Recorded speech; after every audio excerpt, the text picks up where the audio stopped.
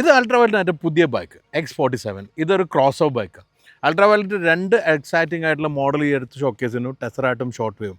അത് രണ്ടും വന്നിട്ടില്ല. ഇപ്പോൾ വന്നിരിക്കുന്ന പ്രൊഡക്ഷൻ റെഡി ആയിട്ടുള്ള ഈ ബൈക്ക് 2,00,000 രൂപയാണ് വില. സ്കൂട്ടറിനറിച്ച് കുറച്ച് വില കൊടുത്തു കഴിഞ്ഞാൽ ഇന്ത്യയിൽ തന്നെ ആദ്യത്തെ അഡാസ് ഫീച്ചേഴ്സോട് കൂടി വന്നിരിക്കുന്ന ഇലക്ട്രിക് ബൈക്കാണിത്. ഒരുപാട് ഫീച്ചേഴ്സ് ഉണ്ട്, നല്ല രസമുണ്ട് റൈഡ് ചെയ്യാനും. നമ്മൾ റൈഡ് ചെയ്ത് കഴിഞ്ഞു. നമ്മളിപ്പോൾ ഉള്ളത് GP1 ട്രാക്ക്. നമ്മൾ മുമ്പ് വന്ന് കൈലാക്കിനെ ഷൂട്ട് ചെയ്ത് അതേ ട്രാക്കാണ് ഇന്ന് നമ്മൾ ബൈക്കായിട്ട് വന്നത്. ട്രാക്ക് എക്സ്പീരിയൻസ്, റോഡ് എക്സ്പീരിയൻസ് ഉണ്ട്, എല്ലാം തന്നെ നോക്കാം. All my Flywheelers, welcome to flyway.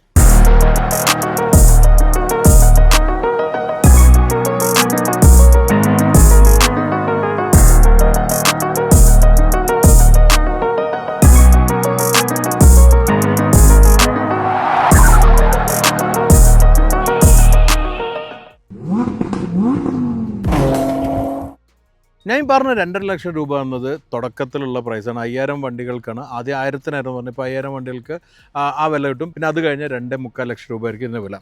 Ultraviolet എന്ന ബ്രാൻഡിനെ കുറിച്ച് പറയുമ്പം ഞാൻ നേരത്തെ പറഞ്ഞിട്ടുണ്ട്, എനിക്ക് ഭയങ്കര ഇൻസ്പിറേഷൻ തോന്നിയൊരു ബ്രാൻഡാണ്. ഒരു കാരണം 2 യങ്സ്റ്റേഴ്സ്, അതിലൊരു ഡിസൈനറും അതുപോലെ തന്നെ എഞ്ചിനീയറും എല്ലാം ചേർന്ന് തുടങ്ങുമ്പം ഉണ്ടാകുന്ന ഭംഗി ആ ബൈക്കിന് എപ്പോഴും കിട്ടുന്നുണ്ട്. അതിൻ്റെ പുറമെ നമ്മളെ വണ്ടി പ്രാന്തനായിട്ടുള്ള സൂപ്പർ സ്റ്റാറിലെ DQ ഈ കമ്പനീൻ്റെ പാർട്ടാണ്. അതിന് പുറമെ ഇന്ത്യൻ ബൈക്കിന് അല്ലെങ്കിൽ ഇന്ത്യ എന്നൊരു കാർ ബ്രാൻഡ് അല്ലെങ്കിൽ ഓട്ടോമോട്ടീവ് ബ്രാൻഡിനെ first time super car brand എല്ലാം തന്നെ റിവ്യൂ ചെയ്തിരുന്നു. അത് ഗ്ലോബൽ എക്സ്പോഷന് വേണ്ടിയാണ്. അതിപ്പോൾ നമ്മൾ റിഫ്ലക്റ്റ് ചെയ്യുന്നുണ്ട്. ഇന്ത്യയിൽ നിന്നും പുറത്തേക്ക് പോകുന്ന ഒരു ഇലക്ട്രിക് ബ്രാൻഡും കൂടിയാണ്. ഇപ്പോൾ യൂറോപ്പിലെല്ലാം തന്നെ നല്ല രീതിയിൽ ആക്ടിവിറ്റി തുടങ്ങിയിട്ടുള്ള ബ്രാൻഡാണ് അൾട്രാവയലറ്റ്. പിന്നെ എല്ലാവരും പറയാറുണ്ട് ഫെറാറിയുടെ ഒരു പാർട്ടാണ്. അതെന്താണെന്ന് വെച്ചാൽ ഫെറാറിക്ക് ഇൻവെസ്റ്റ് ചെയ്തിരിക്കുന്ന ആ കമ്പനി ഇതിനും ഇൻവെസ്റ്റ് ചെയ്ത് ഫണ്ട് ചെയ്തിട്ടുണ്ട്. അപ്പം ആ ഒരു ടാഗ് ലൈനും കൂടെ അൾട്രാവയലറ്റിലുണ്ട്. എന്തായാലും ഇന്ത്യയിൽ ഇലക്ട്രിക് സ്കൂട്ടേഴ്സും 2 വീലേഴ്സും ഒരുപാടുണ്ടെങ്കിൽ ബൈക്കിൽ ഇത്രയും വേരിയൻസ് കൊണ്ടാണ് നിൽക്കുന്ന ഒരു ബ്രാൻഡാണ് അൾട്രാവയലറ്റ്. ആ അൾട്രാവയലറ്റിൻ്റെ പുതിയ ക്രോസ് ഓവർ നമുക്ക് നോക്കാം.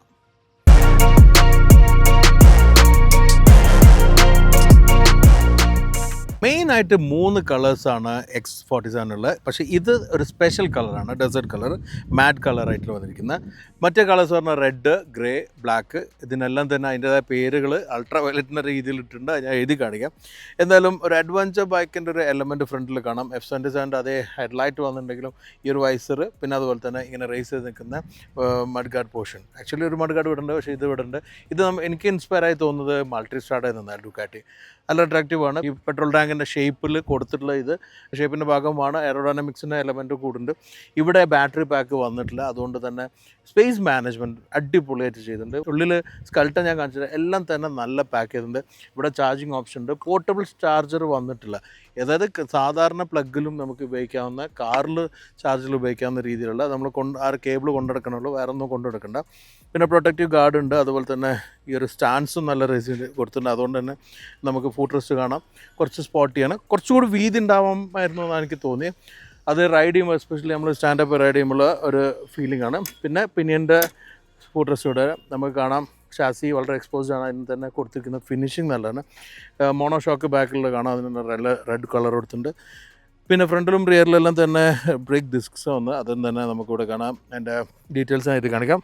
മുന്നിലും ബാക്കിലായിട്ട് അലോയ് ആണ് വന്നിരിക്കുന്നത്. അതിന് തന്നെ വൈറ്റ് സ്പോക്ക് ഡിസൈൻ കൊടുത്ത് ഡിസൈനിന് വളരെ മാച്ചിങ് ആണ്. പിന്നെ റിയറിലേക്ക് വരുമ്പോൾ സ്ലീക്ക് ആയിട്ടുള്ള ടെയിലായിട്ടും ആ എലമെൻ്റ് എല്ലാം കൊടുത്ത് നന്നായിട്ടുണ്ട്. ഇതെല്ലാം തന്നെ ബോഡിയുടെ പാർട്ടായി തോന്നുന്ന രീതിയിൽ, പക്ഷേ ഇത് ആക്ച്വലി പുറത്തേക്ക് നിൽക്കുന്നുണ്ട്. അതെല്ലാം ക്ലീനായിട്ട് കൊടുത്തിട്ടുണ്ട്. പിന്നെ ഇതിൻ്റെ റൈഡിങ് പൊസിഷൻ കാര്യമാണ്. പിന്നെ അതിൻ്റെ മുമ്പ് പിന്നെ ഇങ്ങനെ എടുത്തു കഴിഞ്ഞാൽ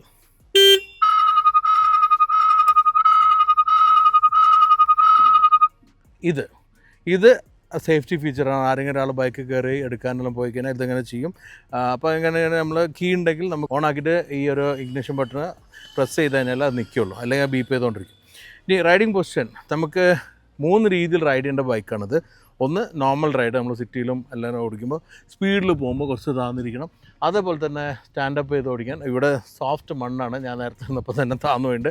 അപ്പോൾ സ്റ്റാൻഡ് ചെയ്തിട്ട് ഓടിക്കുമ്പോൾ ഉള്ള പൊസിഷനും കൂടെ നോക്കുകയാണെങ്കിൽ അതിന് ഒരു എക്കണോമിക്സ് നല്ലോണം ചെയ്തിട്ടുണ്ട്. കാരണം ഇരുന്ന് ഓടിക്കുമ്പം കറക്റ്റ് ചെയ്ത് കഴിഞ്ഞാൽ ചിലപ്പം സ്റ്റാൻഡ് ചെയ്യുമ്പം ചിലപ്പം ഹാൻഡിൽ ലോ ആയിട്ട് തോന്നാറുണ്ട്. അപ്പോൾ അതൊന്നുമില്ല, അതെല്ലാം നല്ല രീതിയിൽ അറേഞ്ച് ചെയ്തിട്ടുണ്ട്. പിന്നെ നല്ല സൈഡ് വ്യൂ മിററാണ്, നല്ല വ്യൂ കിട്ടുന്നുണ്ട്. അതിപ്പം ഫ്രണ്ടിലേക്ക് ഓടിക്കുമ്പോൾ നമുക്ക് വ്യൂ കിട്ടുന്നുണ്ട്, നിന്ന് ഓടിക്കുമ്പം കുറച്ച് കുറയും, പക്ഷേ അല്ലാതെ ഉള്ളപ്പോൾ നല്ല രീതിയിൽ കിട്ടുന്നുണ്ട്. പുതിയ ഇൻസ്ട്രുമെൻറ്റ് കൺസോൾ എല്ലാ ഗ്രാഫിക്സ് എല്ലാം പുതിയതാണ്. ഒരുപാട് ഡീറ്റെയിൽസ് വരുന്നുണ്ട്. വെറും ഓഡോമീറ്ററും മാത്രമല്ല, അതുപോലെ തന്നെ റേഞ്ചും ബാറ്ററിയുടെ ഇൻഫർമേഷൻ മാത്രമല്ല, ലീൻ ചെയ്യുമ്പോഴുള്ള ആംഗിൾ, അതുപോലെ തന്നെ സേഫ്റ്റി പ്രിക്കോഷൻസ് ഉള്ള കാര്യങ്ങളെല്ലാം വരുന്നുണ്ട്. അഡാസ് ഫീച്ചർ വരുമ്പം അതിൻ്റെ ഡീറ്റെയിൽസും കാണിക്കും. അതുപോലെ തന്നെ ക്യാമറ മുന്നിൽ വരും. ഫ്രണ്ടിലും റിയറിലും ക്യാമറ വരുന്നുണ്ട്. അതിൻ്റെ വിഷ്വൽ ഇവിടെ സൈഡ് വ്യൂ മിററിലാണെങ്കിൽ കാണുന്നുണ്ടാവാം. എനിക്ക് ഇഷ്ടപ്പെട്ട വേറൊരു ചെറിയ എലമെൻറ്റ്, ഒരു ഡീറ്റെയിൽ എന്ന് പറയാം. സാധാരണ നമ്മൾ ഫെറാറി അല്ലെങ്കിൽ ലംബോർഗിനി പോലത്തെ കാറിന് ഇറ്റാലിയൻ ഫ്ലാഗിൻ്റെ ഒരു ചെറിയ പോർഷൻ എല്ലായിടത്തും കാണാം. അതിവിടെ കൊള്ളിച്ചിട്ടുണ്ട്, ഇന്ത്യൻ്റെ flag. It's a nice move. അപ്പോൾ അതാണ് ഡിസൈനേഴ്സ് ഡിസൈൻ ചെയ്യുമ്പോഴുള്ള ഗുണങ്ങളാണ്. പിന്നെ ഒരു ഇലക്ട്രിക് ബൈക്കാന്നുള്ള ഫീലൊന്നുമല്ല ഇരിക്കുമ്പോൾ കിട്ടുന്നത്. ശരിക്കും നമ്മളൊരു ഐസ് ബൈക്കിൻ്റെ ഫീലുള്ള. പിന്നെ കളർ കോമ്പിനേഷനിൽ തന്നെ എനിക്ക് ഇഷ്ടപ്പെട്ട ഈ ഫോക്കിനടുത്ത് കോപ്പർ കളറിലും കാണുമ്പോൾ ശരിക്കും സ്പോട്ടി ക്യാരക്ടറാണ് ഉള്ളത്. നിങ്ങൾക്ക് അതിൻ്റെ ലുക്ക് ഇഷ്ടപ്പെട്ടോ എന്നുള്ള കമൻറ്റിൽ പറയാം.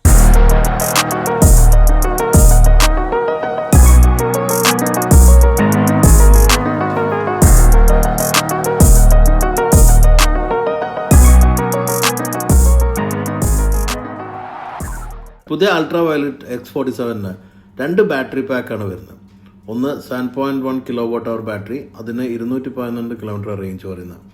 മറ്റത് ലോങ് റേഞ്ച് ആയിട്ടുള്ള 10.3 kWh ബാറ്ററിയാണ്. പവർ ഔട്ട്പുട്ട് വരുന്നത് 40 HP ആണ്, അതായത് 30 kW.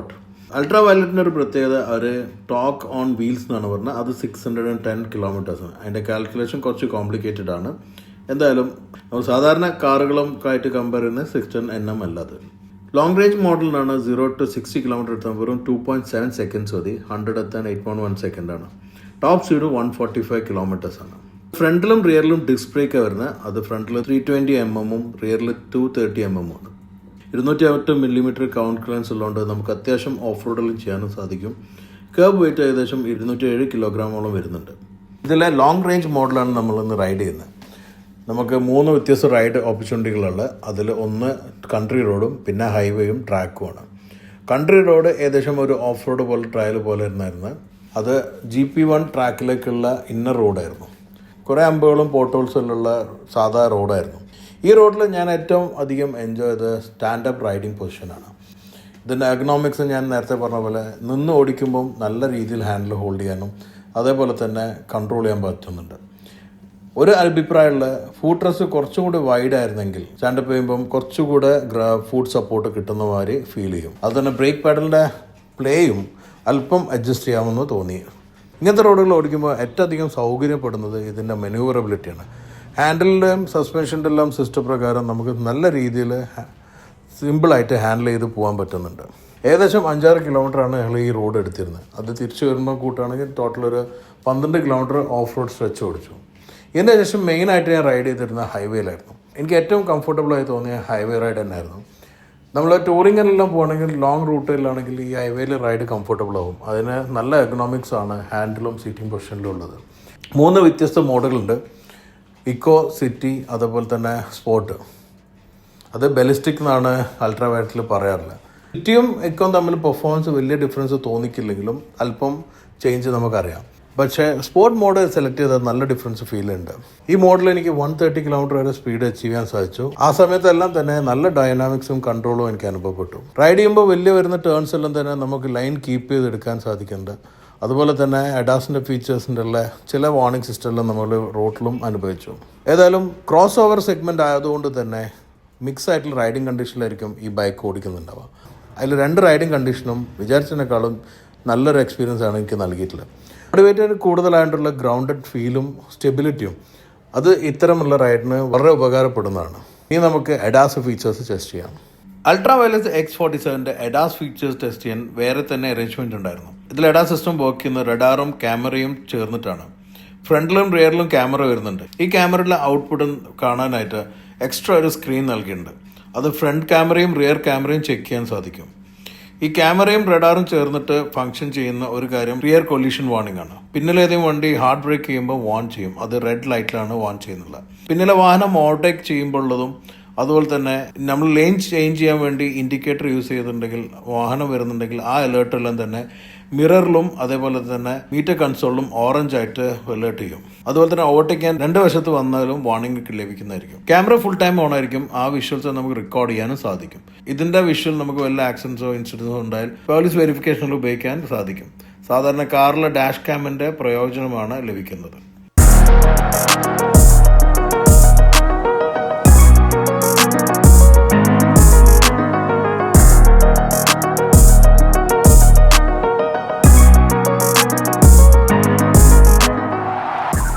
ഫൈനലി ഞാൻ ട്രാക്ക് എക്സ്പീരിയൻസ് കഴിഞ്ഞ് വന്നിരിക്കും. ഈ ഔട്ടർ ട്രാക്ക് ആണ് റൈഡ് ചെയ്തത്. ഞാൻ ഒരു ട്രാക്ക് റൈഡർ അല്ല ശരിക്കും. നല്ല ട്രാക്ക് റൈഡർ ആണോ എന്ന് വെച്ചാൽ അല്ലാന്നേ ഞാൻ പറയുള്ളൂ. എന്നാലും നമുക്ക് ട്രാക്കിൽ റൈഡ് ചെയ്യുമ്പോഴൊരു കോൺഫിഡൻസ് ആ വെയിറ്റ് കൊണ്ട് കിട്ടുന്നുണ്ട്. രണ്ട് കാര്യങ്ങൾ എനിക്ക് പ്രത്യേകിച്ച് മെൻഷൻ ചെയ്യാനില്ല. ഇപ്പോൾ റീക്യൂപ്പറേഷൻ ലെവൽ മാക്സിമം ഇട്ട് ഓടിക്കുമ്പോൾ ബ്രേക്കിൻ്റെ ആവശ്യം വരുന്നില്ല. അത് പഠിച്ച് ശീലമായിട്ടില്ലെങ്കിൽ നല്ല പെട്ടെന്ന് ഹാർഡ് ബ്രേക്ക് എന്ന് പറയുക റീക്യൂപ്പറേഷൻ വിടുമ്പോൾ. പക്ഷേ അത് ശീലമായി കഴിഞ്ഞാൽ ബ്രേക്ക് തൊടാതെ തന്നെ നമുക്ക് എടുക്കാം. ലീൻ ചെയ്യാൻ ഞാൻ അത്ര ലീൻ ചെയ്തിട്ടല്ല, പക്ഷെ നല്ല ലീൻ ചെയ്യാൻ പറ്റുന്ന കോൺഫിഡൻസ് ഉണ്ട്, അതിൽ ടയറും ഉണ്ടെന്നുള്ള മനസ്സിലുണ്ട്. പിന്നെ സ്പീഡ് പിക്കപ്പ് ചെയ്യുന്നതുകൊണ്ട് നമുക്ക് ശരിക്കും ആ ഒരു സ്പോർട്സ് ബൈക്ക് ഓടിക്കുന്ന എൻജോയ്മെൻറ്റ് കിട്ടുന്നുണ്ട്. അതാണ് ഈ ഒരു പേർപ്പസ്. ക്രോസ് ഓവർ എന്ന് പറയുമ്പം രണ്ട് പേർപ്പസും കൂടെ ഉള്ള രീതിയിലുള്ള. പിന്നെ രണ്ടാമത്തെ കാര്യം എന്താ വെച്ചാൽ, ഈ ഒരു നമ്മൾ ഡ്രോൺ പറക്കുന്ന ഒരു സൗണ്ടില്ലേ, അത് തന്നെ നമ്മളിതിൽ കേൾക്കുന്നുള്ളൂ. അത് ഒരു ഇൻട്രസ്റ്റിംഗ് അല്ലാത്തൊരു കാര്യമാണ്. ഏതൊരു ബൈക്കറും ഉദ്ദേശിക്കുന്ന അല്ലെങ്കിൽ ആഗ്രഹിക്കുന്ന സൗണ്ട് ഉണ്ടല്ലോ, അത് ഇല്ല. അപ്പോൾ അത് എനിക്കൊന്ന് ആർട്ടിഫിഷ്യലി ക്രിയേറ്റ് ചെയ്യാൻ പറ്റുന്ന കാര്യമാണ് ഇന്നത്തെ സമയത്ത്. അത് ചെയ്താൽ രസമായിരിക്കും. അത് ഇതിൽ കുറച്ചുകൂടെ കൂടുതലാണ് എനിക്ക് ഫീൽ ചെയ്യുന്നത് കഴിഞ്ഞ റെസ്റ്റിനേക്കാളും. പിന്നെ ബ്രേക്ക് നല്ല ബൈറ്റിംഗ് ഉണ്ട്. അപ്പം അതുകൊണ്ട് തന്നെ നമുക്ക് എവിടെയെങ്കിലും ഒന്ന് മിസ്സാവാൻ തോന്നിയാൽ ശരിക്കും ഹാർഡ് ബ്രേക്ക് ചെയ്താൽ കൺട്രോൾ കിട്ടുന്നുണ്ട്. ഇത്രയാണ് എൻ്റെ റൈഡിലുള്ള എക്സ്പീരിയൻസ്. ഇപ്പം നേരത്തെ പറഞ്ഞ പോലെ എനിക്ക് ഓൺ റോഡ് എക്സ്പീരിയൻസ് ആണ് ശരിക്കും എൻജോയ് ചെയ്യാൻ പറ്റില്ല. അപ്പം അതാണ് ഈ ബൈക്കിൻ്റെ USP എന്ന് മനസ്സിലാവുന്നുണ്ട്. എന്തായാലും അൾട്രാ വയലറ്റ് പ്രോഗ്രസ്സിലാണ്. ഇനിയും മോഡൽസ് വരാണ്ട്, ടെസ്റാട്ടും ഷോർട്ട് വേവ് എല്ലാം വരാണ്ട്. അതുപോലെ ഇനി വേറെ സെഗ്മെൻറ്റ്സ് വരുന്നുണ്ട് പറഞ്ഞിട്ടുണ്ട്. അപ്പം അവരുടെ ഒരു കോർ ആയിട്ടുള്ള സ്പോർട്ടി ബൈക്സ് അത് ഇനിയും വരുന്നവരെ. പക്ഷേ അത് എല്ലാം അല്ലെങ്കിലും എല്ലാത്തിലും അതിൻ്റെ ഒരു എലമെൻറ്റ് കൊള്ളിക്കുന്നതാണ്. അത് നമുക്കിതിൽ ഫീൽ ചെയ്തിട്ടുണ്ട്. Anyway, Narayanan team great job. നിങ്ങൾ ബൈക്ക് വാങ്ങാൻ നിൽക്കുന്നുണ്ട്, ഇലക്ട്രിക് ബൈക്ക് വാങ്ങാൻ നിൽക്കുന്നുണ്ട്, അതിൽ മിസ്സാവുന്ന ഇന്നിപ്പോൾ ഇല്ലാത്ത ഒരു സെഗ്മെൻറ്റിലേക്കാണ് ഇത് വന്നിട്ടുള്ളതുകൊണ്ട് തന്നെ നമുക്ക് പ്രാക്ടിക്കലായിട്ട് കുറേ കാര്യങ്ങൾ ഉപയോഗിക്കാൻ പറ്റുന്ന രീതിയിലുള്ള ബൈക്കാണ്. അപ്പോൾ നിങ്ങൾ അങ്ങനെ വാങ്ങാൻ ഉദ്ദേശിക്കുന്നുണ്ടെങ്കിൽ ഞാൻ പറയുന്നത് അടുത്തുള്ള ഡീലർഷിപ്പിൽ പോയിട്ട് ടെസ്റ്റ് റൈഡ് ചെയ്ത് നോക്കാം. എന്തായാലും എൻ്റെ എക്സ്പീരിയൻസ് ഇതാണ്. ഫസ്റ്റ് റൈഡ് എക്സ്പീരിയൻസ് നമുക്കൊരു കുറച്ച് എക്സ്റ്റെൻസീവ്ലി ഉപയോഗിച്ചുള്ള എക്സ്പീരിയൻസ് ചെയ്യണമെന്നുണ്ട്. അപ്പോൾ നമുക്ക് വീഡിയോ കാണാം. എന്തായാലും ഈ ബൈക്കിന് നിങ്ങൾക്ക് തോന്നിയുള്ള അനുഭവം, നിങ്ങൾ വീഡിയോയിലൂടെ തോന്നിയുള്ള അനുഭവം എല്ലാം എന്താണ് കമൻറ്റിൽ പറയാം. എന്തായാലും നമ്മൾ ഹാപ്പിയാണ്. സോ ഈ വീഡിയോ ലൈക്ക് ചെയ്യാൻ ഷെയർ ചെയ്യാൻ മറക്കാതിരിക്കുക. ഇനി നമ്മുടെ ചാനൽ സബ്സ്ക്രൈബ് ചെയ്യുള്ളൂ, ഉടനെ സബ്സ്ക്രൈബ് ചെയ്യാം. ഇനി അടുത്ത തവണ നമ്മൾ മറ്റൊരു ബൈക്കോ കാറോ ട്രക്കെല്ലാം കാണുന്നവരെ സ്റ്റേ സേഫ് ആൻഡ് എൻജോയ്.